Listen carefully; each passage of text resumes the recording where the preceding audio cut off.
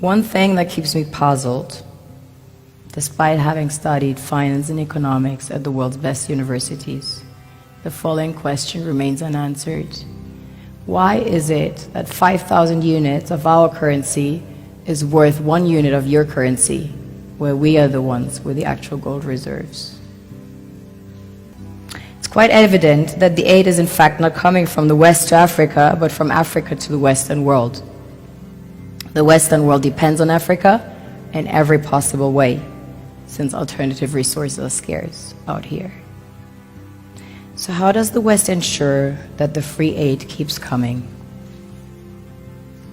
By systematically destabilizing the wealthiest African nations and their systems, and all that backed by huge PR campaigns, leaving the entire world under the impression that Africa is poor and dying and merely surviving on the mercy of the West. Well done, Oxfam, UNICEF, Red Cross, Life Aid, and all the other organizations that continuously run multi-million-dollar advertisement campaigns depicting charity porn to sustain that image of Africa globally. Ad campaigns paid for by innocent people under the impression to help with their donations. While one hand gives under the flashing lights of cameras, the other takes in the shadows. We all know the dollar is worthless, while the euro is merely charged with German intellect and technology, and maybe some Italian pasta. How can one expect donations from nations that have so little? It's super sweet of you to come with your colored paper in exchange for our gold and diamonds. But instead, you should come empty-handed, filled with integrity and honor. We want to share with you our wealth and invite you to share with us. The perception is that a healthy and thriving Africa would not disperse its resources as freely and cheaply, which is logical.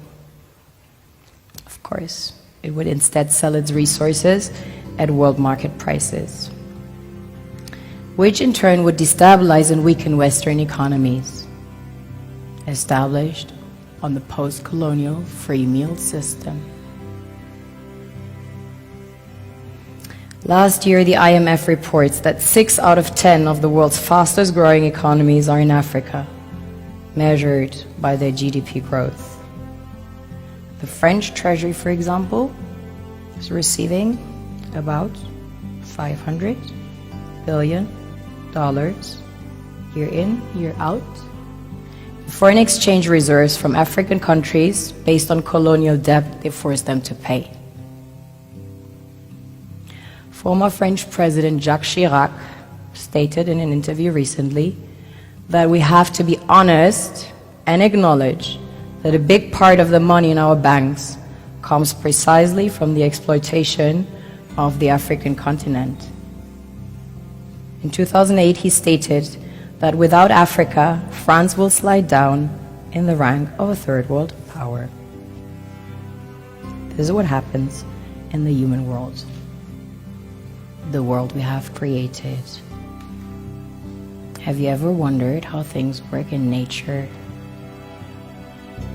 One would assume that in evolution the fittest survives.